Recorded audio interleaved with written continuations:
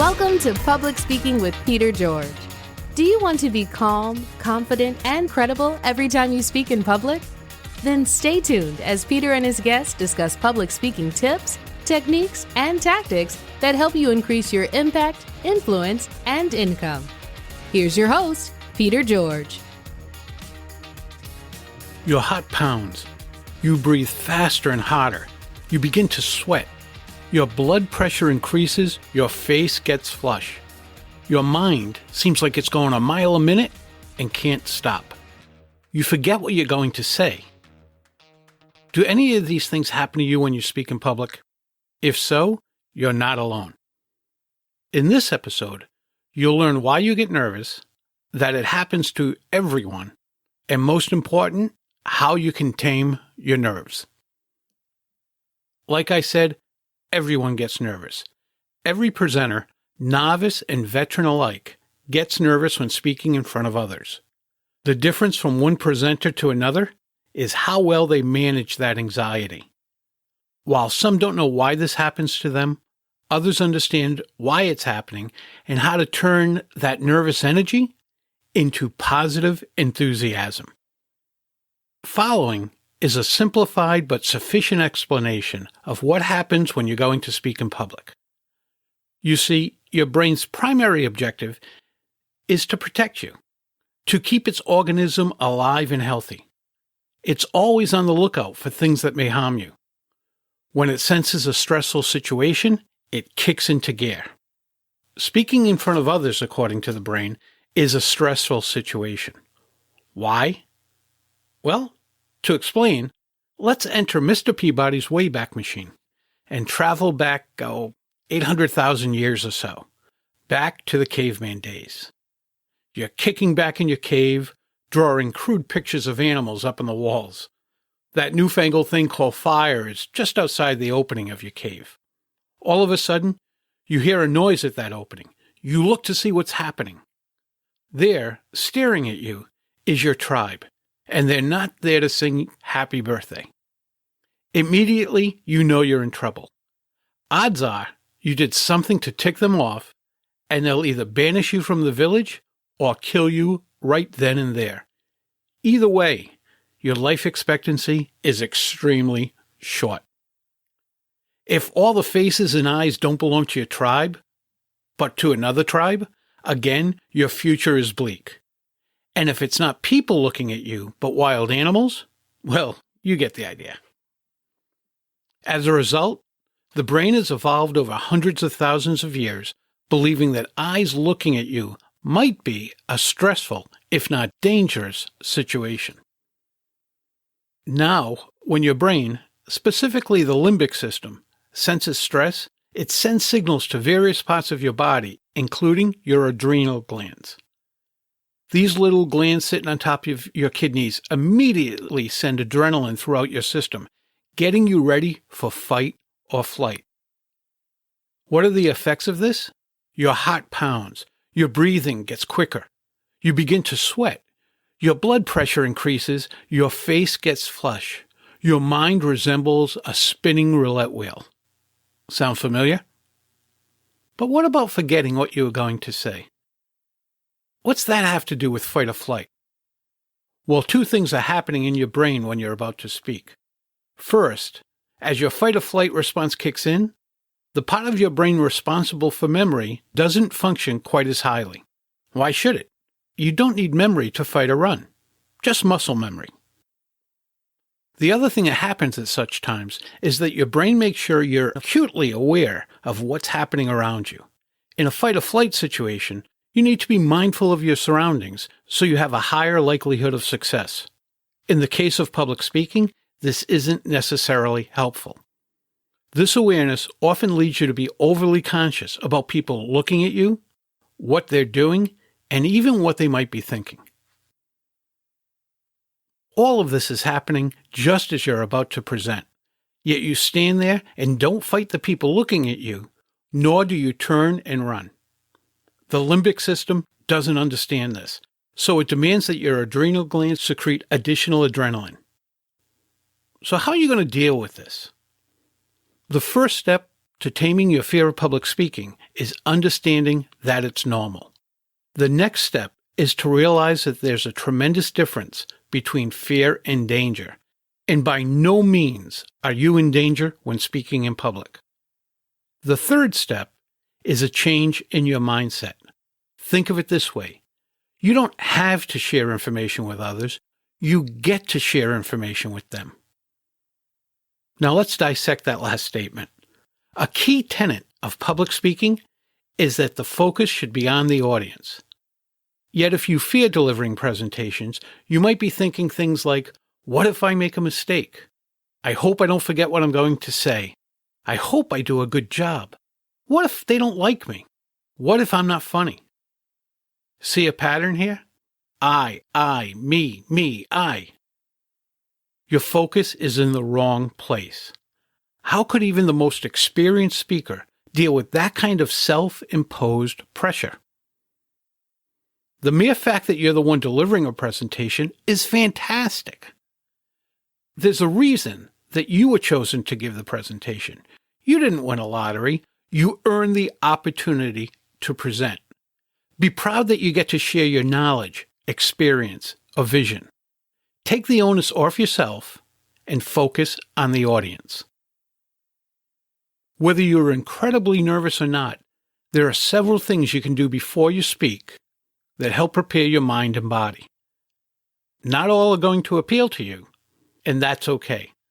Take those that work for you, possibly experimenting with the others every now and again. Let's start with diaphragmatic breathing. It's a powerful tool. Also known as deep breathing or belly breathing, this helps calm your nerves. Breathe as deeply as you can. When doing so, you should actually notice your belly coming out an inch or two. That's when you're doing it right. And when you're doing diaphragmatic breathing, keep in mind a couple of cautions. One is not to hold your breath. Holding your breath when breathing this way does more to tense your body than it does to relax it. The other is to exhale slowly. Exhaling too quickly might lead to you being lightheaded. Meditation is another technique many people use to help with their speech anxiety. Benefits include lowering your blood pressure, improving blood circulation, lowering your heart rate, reducing perspiration, and slowing your respiratory rate. Regular exercise benefits speakers in many of the same ways that meditation does. I know some speakers who run a couple of miles just before speaking. Some presenters, and I'm one of them, practice rituals before speaking. The routines help you get in the proper frame of mind. When possible, I walk, even if it's a small area where I can only pace back and forth. And whether I can walk or not, I practice diaphragmatic breathing and visualize my opening and ending. Then, just as I'm about to start speaking, I perform a brief ritual that's so quick and obscure, no one ever notices.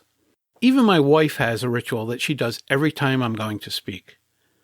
Many years ago, she put a note in my bag. It read, "Knock 'em dead." That evening was perhaps my breakthrough talk. Ever since, whether I'm speaking on stage or training in a corporate setting, she slides a similar note in my bag.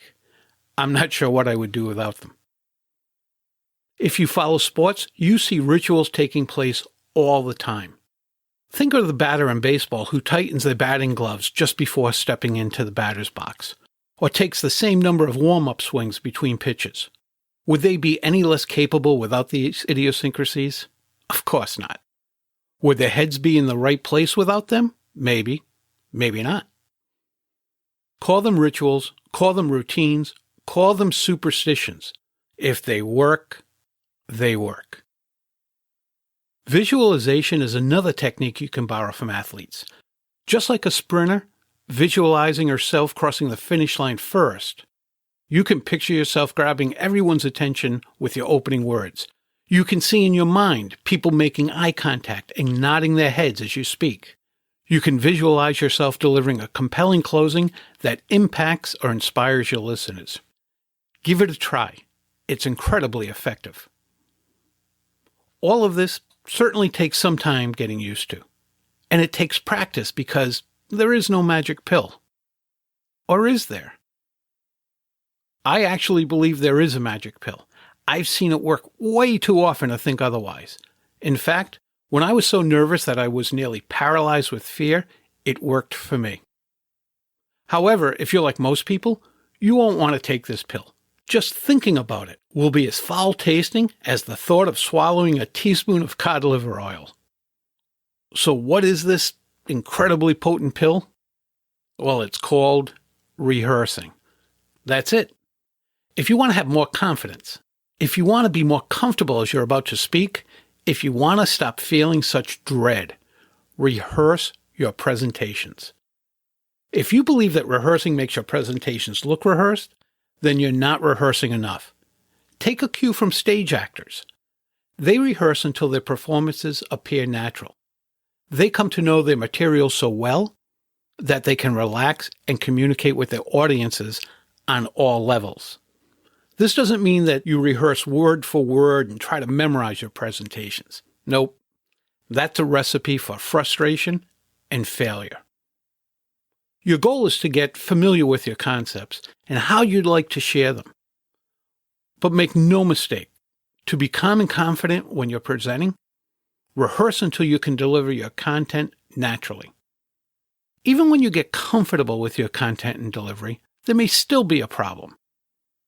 You may take all the suggestions above and still not be able to sleep the night before your presentation. This is unfortunate, but it's just as understandable. You see, your brain dislikes the unknown.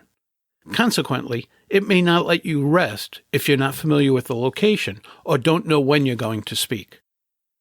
Solve these and any other mysteries, and you'll be more likely to get that highly beneficial good night's sleep.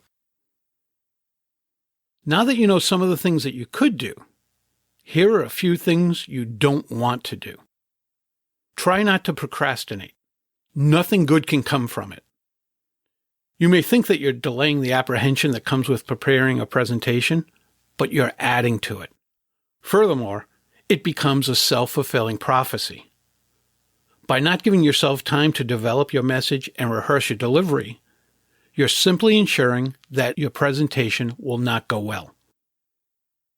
On the day of the event, you'll do well to avoid caffeine. Sacrilege, I know. Why would you do such a thing? Because you want to calm your body and mind, and caffeine does the exact opposite. I get it. You're afraid you won't have sufficient energy if you don't have your usual morning coffee. Please don't give it another thought. Your adrenaline will provide you with all the energy you'll need. Avoid sugary items, such as candy, on the day of your presentation. They might give you a sugar rush just as you're striving to calm your body and mind. Or you might experience a sugar crash just as you're about to speak. Speaking of sugar, do you know what metabolizes into sugar? You got it. Alcohol. Avoid alcohol the night before and the day of your talk. And I wouldn't think I'd have to add this, but don't drink alcohol just before speaking. I know the argument for doing so. It helps you calm your nerves. Really? Then let me ask you this. If your surgeon was nervous before operating on you, would you want them to knock back a couple of shots of vodka right before asking for the scalpel? Now that you understand why you get nervous, that it happens to everyone, and how to tame your nerves, you're on your way to becoming more effective when speaking in public. Remember, public speaking is an art that's based on science, and that means you can overcome your apprehension and confidently share your knowledge, experience, and ideas with others. That's a wrap of another episode of Public Speaking with Peter George. Be sure to rate, review, and subscribe wherever you listen to your favorite podcast. Tune in Monday when you'll hear another episode of Public Speaking with Peter George, and again Thursday for your next episode of Quick Bites, public speaking tips and techniques you can digest in 5 minutes or less. Until next time, remember, when it comes to speaking in public, you've got this.